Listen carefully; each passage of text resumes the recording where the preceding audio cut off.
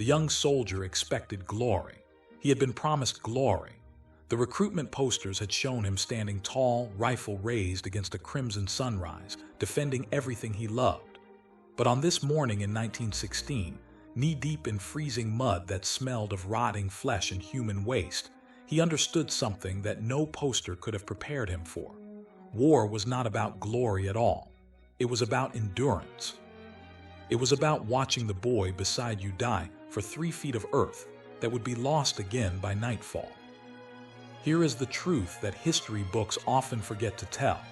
Every major war in human history began with the absolute certainty that it would be short, righteous, and victorious. And almost every major war ended with exhausted survivors wondering how something so necessary had become something so terrible.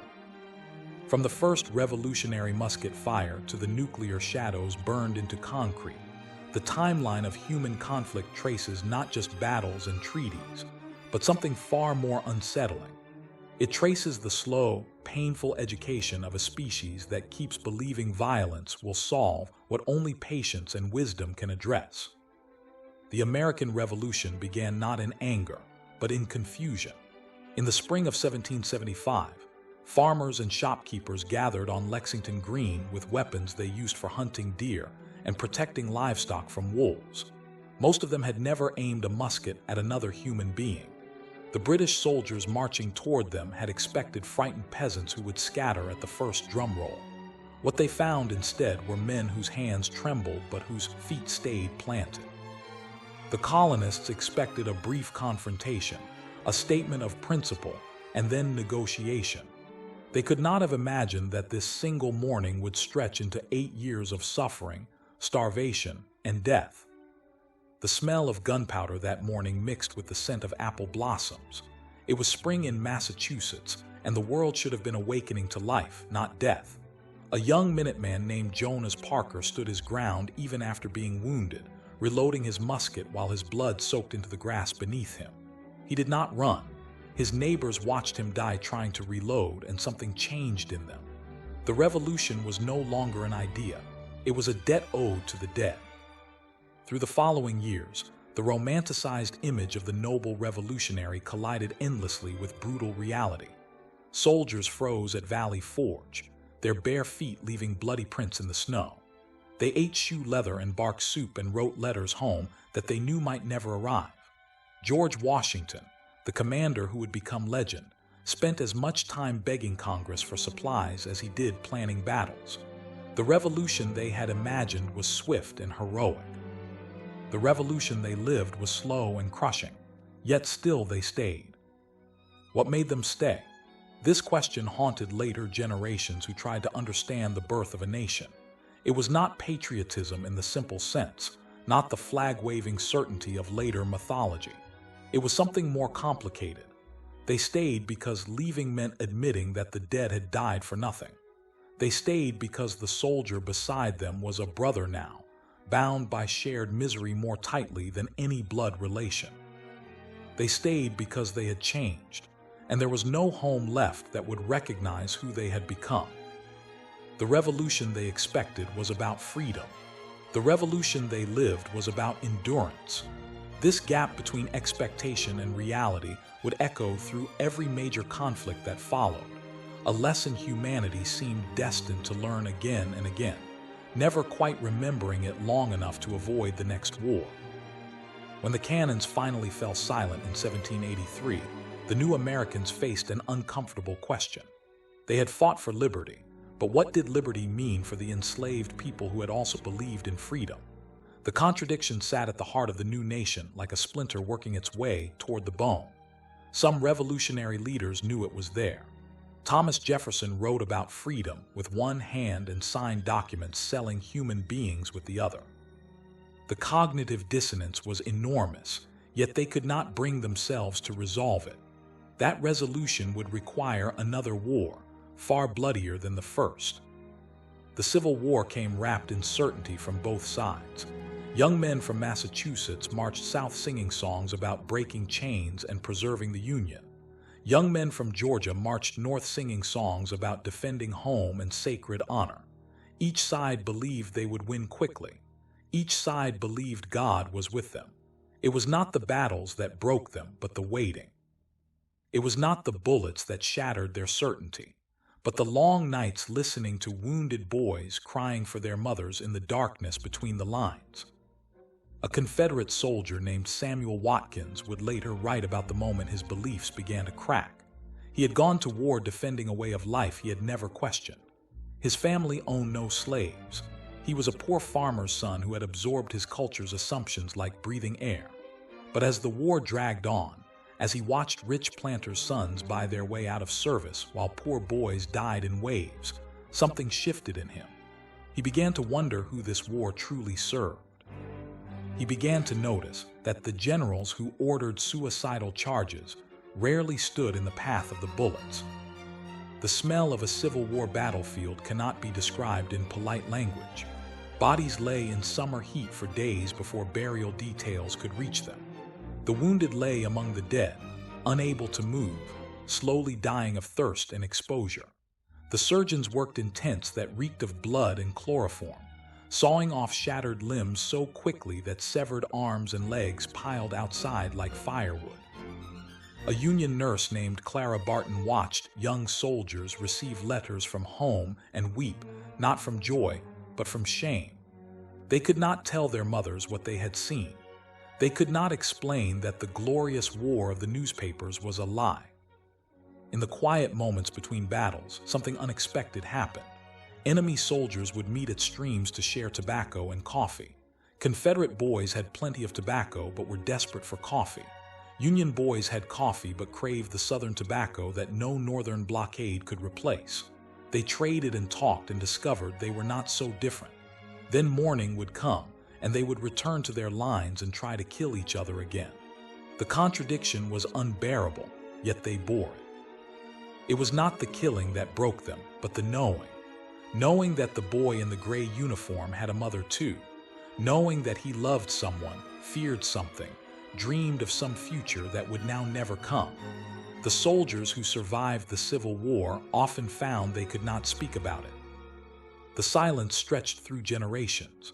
Grandchildren would find old uniforms in attics and wonder why their grandfather's eyes went distant when anyone mentioned the war. The Civil War ended slavery, yet the deep work of justice remained undone. The soldiers came home to a nation that wanted to celebrate victory or mourn defeat, but not to sit with the terrible ambiguity of what had actually happened. Over 620,000 Americans had died. The number was so vast that no one really understood it. And still, the question of human dignity that had sparked the war remained unsettled, pushed aside, left for future generations to continue wrestling with. Across the Atlantic, Europe was building toward a conflict that would dwarf all previous wars. The young men of 1914 had grown up reading adventure novels about honorable combat. They imagined war as their grandfathers had described it, with cavalry charges and noble duels. When the assassination of an archduke in Sarajevo lit the fuse, young Europeans rushed to enlist, afraid the war would be over before they could participate. British boys lied about their age to join. German students signed up in groups, vowing to stay together until victory. French soldiers marched to the front in bright red trousers, as if color and style would protect them from bullets. The first months of World War I stripped away every illusion. Machine guns mowed down charging soldiers by the thousands. Artillery shells fell like iron rain, shredding human bodies into unrecognizable fragments. The romance of war died in the mud of Flanders, buried under an endless wasteland of barbed wire and shell craters. The soldiers expected to be home by Christmas. Instead, they dug trenches and watched winter arrive with a cold that seemed personal, intentional, cruel. A German soldier named Ernst Junger wrote about the strange beauty he sometimes perceived even in the chaos. The flares arcing over no man's land at night, casting everything in ghostly green light. The absolute silence that sometimes fell after a bombardment, when even the rats stopped moving. There was poetry in the destruction, he thought, and then he felt ashamed for thinking it. How could anyone find beauty in a landscape made of death? The trenches smelled of unwashed bodies, latrine pits, cordite smoke, and something else. Something sweet and wrong. It was the smell of bodies decomposing in the earth around them, mixed into the walls of the trenches themselves. Soldiers learned to stop noticing. They learned to eat their rations while sitting feet away from corpses. They learned that the human mind can adapt to almost anything if survival requires it. Between the great battles, life in the trenches developed its own strange rhythms. Men played cards, wrote poetry, raised small gardens in the trench walls, and adopted stray cats and dogs. A British officer organized a Christmas soccer match with German soldiers in 1914. They exchanged addresses and photographs. Then their commanders ordered them to resume killing, and they obeyed. The contradiction was so vast that many soldiers simply stopped trying to resolve it. They split themselves in two, the man who could love and laugh, and the machine who followed orders without thought. It was not the violence that broke them, but the meaninglessness. Hill after hill captured and lost and captured again. Villages destroyed for no strategic purpose anyone could explain. By 1916, the soldiers on both sides had stopped believing in the causes they were fighting for. They fought for the men beside them. They fought because stopping seemed impossible. They fought because they had forgotten how to be civilians. When the war finally ended in 1918, it left behind a generation so shattered that historians would call them lost. The survivors returned to homes that seemed alien, to families who could not understand their silence, to a world that wanted to forget what had happened. Some spoke of the war as a lesson humanity would never need to learn again. They called it the war to end all wars. The bitter irony of that phrase would become clear within 2 decades. The peace that followed World War I was not really peace. It was an intermission. The Treaty of Versailles planted seeds of resentment that would grow into something darker than anyone imagined. In Germany, a wounded veteran with a small mustache began giving speeches about betrayal and revenge. In Italy, in Japan, in distant corners of the world, the old order was cracking. A young man in Austria who had dreamed of being an artist found he had a different talent. He could speak to crowds and make them feel their humiliation, their anger, their desperate need for someone to blame. World War II came not suddenly but slowly, then all at once. Those who had lived through the First War watched with horror as their children and grandchildren marched toward the Second. They had survived the trenches. They had buried their friends. They had sworn it would never happen again. And now it was happening again, on a scale that made the First War look almost small. The soldiers of World War II were different from their predecessors in one important way. They had no illusions. They knew what war really was. The young Americans who landed on the beaches of Normandy had seen newsreel footage, read accounts from the previous war, listened to their fathers' silences. They expected horror, and horror is what they found. But knowing what to expect did not make it easier to endure. A bullet does not care whether you anticipated it. On the morning of June 6, 1944, a young private from Iowa vomited over the side of his landing craft as it approached Omaha Beach. The sea was rough, and the craft pitched wildly. All around him, other men were sick or praying or staring straight ahead with eyes that had already gone somewhere else. The sound of the engines mixed with the distant thump of explosions. The smell was diesel fuel and seawater and fear, that particular sharp scent that terrified men produce without knowing it. When the ramp dropped and the German machine guns opened fire, the private watched the soldiers in front of him fall before they reached the water. He did not remember deciding to move. His body simply moved, driven by training and terror in equal measure. The soldiers who survived the first minutes of Normandy did not celebrate. They did not feel victorious. They felt only the numb relief of being alive and the crushing weight of what came next. More beaches, more hedgerows, more villages reduced to rubble, more young Germans who looked no different from them, lying dead in ditches. The war that seemed so clearly moral from a distance became something more complicated up close. They were fighting to stop genuine evil, yet the fighting itself required them to do terrible things. In the Pacific, the war took on a different character. The jungle islands were green hell. thick with disease, insects, and an enemy who never surrendered. American soldiers learned to fear the nights when Japanese attacks could come from anywhere. The heat was oppressive, the rain relentless, and the diseases killed nearly as many men as the bullets. A Marine on Guadalcanal wrote home that he had stopped seeing the enemy as human. He knew this was wrong. He knew it was making him into something he did not want to be. But it was the only way to survive. It was not the fighting that broke them, but the transformation. The young men who had gone to war with intact souls found their souls fragmenting under the pressure. They did things they could never speak about. They saw things that would replay in their minds for decades. When they finally went home, many of them discovered that home no longer existed. Not because their houses were gone, but because they were no longer the men who had left those houses. The atomic bombs that ended the Pacific War created a new kind of silence. The survivors of Hiroshima and Nagasaki faced not just the immediate horror of the blast, but years of radiation sickness, social stigma, and questions that had no answers. A schoolgirl who had been walking to class when the bomb fell spent the rest of her life folding paper cranes, hoping that if she folded enough, the dead might somehow be restored. She died before completing the task. The cranes became symbols of a hope that refused to surrender, even in the face of impossible grief.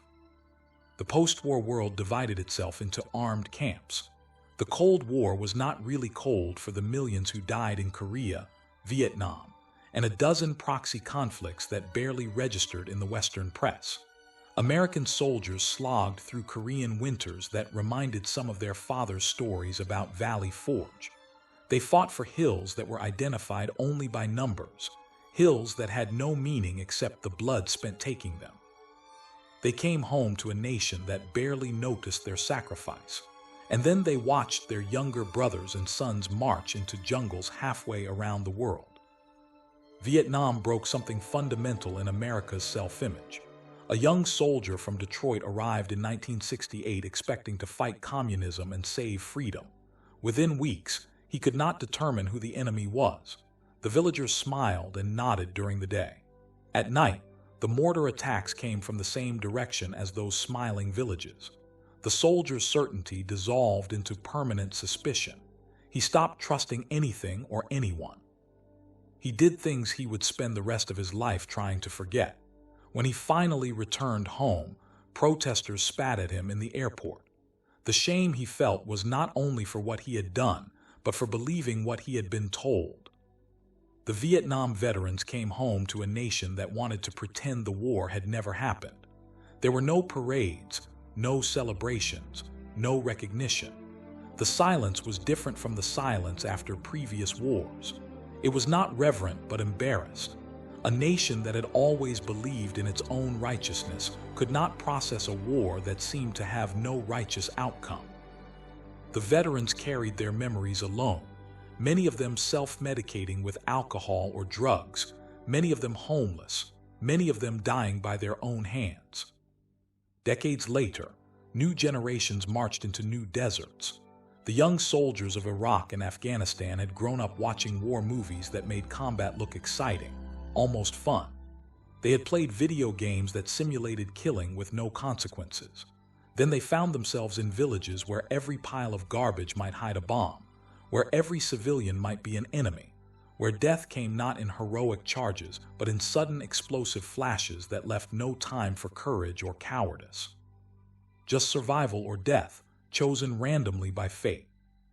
A medic in Fallujah described the strange peace she sometimes felt while working on wounded Marines. Time slowed down.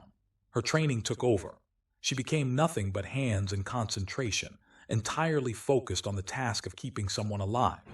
It was only later, in the quiet moments, that the horror caught up with her. The faces of the ones she could not save visited her in dreams. She learned to function without sleeping, to smile without feeling, to answer questions without really hearing them. The war she expected was about serving her country. The war she lived was about learning to carry weight that no human should have to carry alone. Through all of these conflicts, certain patterns emerged. Every generation believed their war would be different. Every generation discovered the same ancient truths. War destroys not only bodies but souls. It creates bonds between soldiers that civilians can never fully understand. It leaves scars that take lifetimes to heal, if they heal at all. The technology changed enormously from revolutionary muskets to drones and smart bombs. The fundamental human experience of war barely changed at all. It was not the weapons that defined these conflicts, but the moments between using them. A Union soldier sharing water with a dying Confederate, a German officer burying a British pilot with full military honors, an American Marine carrying a wounded Iraqi child to a hospital. These small acts of humanity did not redeem the horror surrounding them.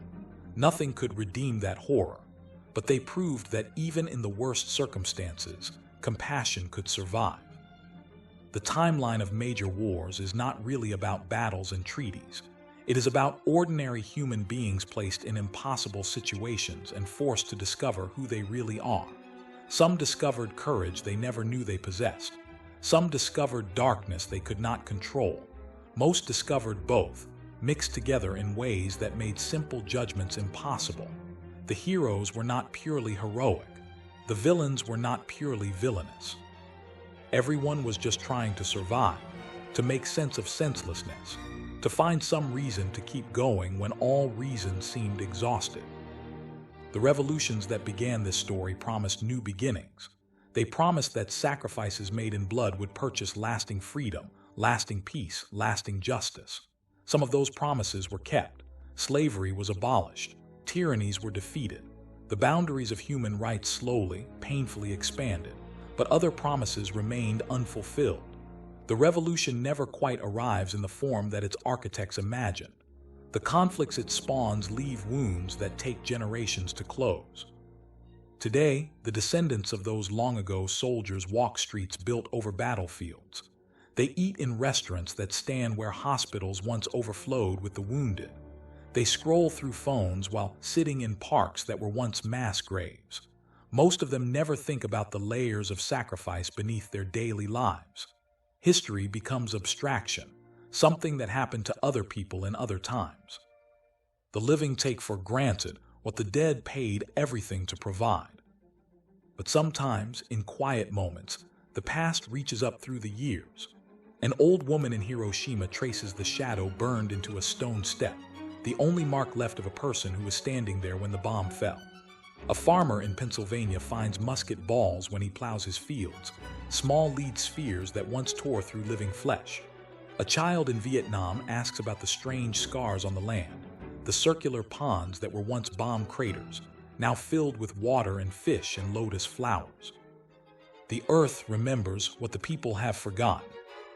The soldiers who fought in all of these wars, from the revolutionary farmers at Lexington to the digital warriors of the modern age, shared one common experience.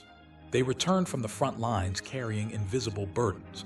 They struggled to explain what they had seen to people who had not seen it.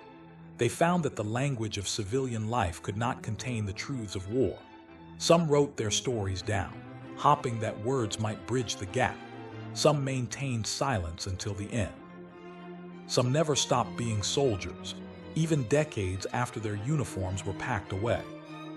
It was not the violence that changed them, but the intimacy with mortality.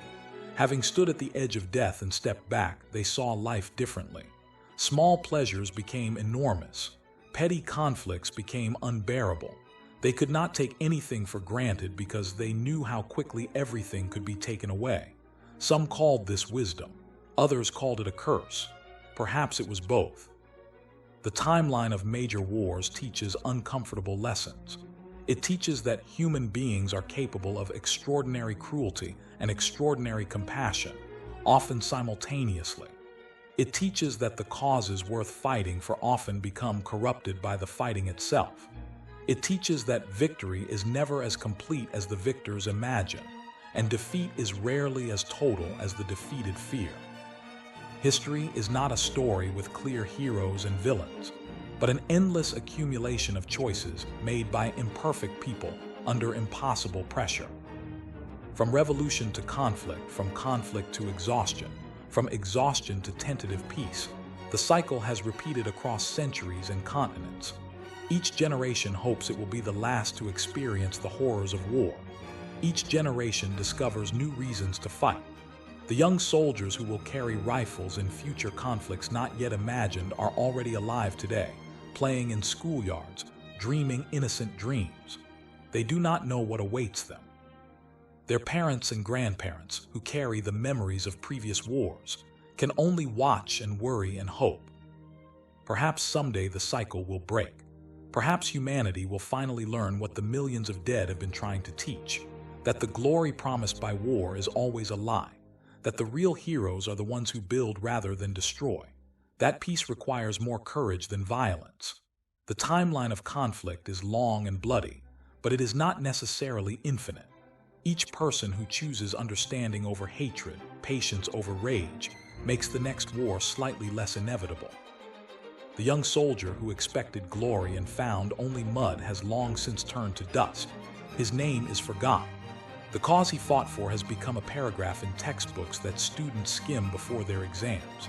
But the truth he learned in that frozen trench remains as urgent as ever. War is not about glory. It is about what remains when glory has been stripped away. And what remains is only this: human beings trying to find meaning in chaos, connection in isolation, hope in despair. The wars that shaped our world were fought by people who woke each morning uncertain whether they would see the sunset. They wrote letters they could not send. They thought about loved ones they might never see again. They faced their fear and their faith and their deepest selves in conditions designed to destroy everything human. What they discovered in those terrible crucibles was what humanity always discovers in its most extreme moments. We are fragile. We are resilient. We are capable of both atrocity and grace. The choice between them is never final, never settled. It must be made again with every new dawn. And there were thousands more stories like this, waiting to be remembered, waiting for someone to listen, waiting to remind us who we have been and who we might yet choose to become.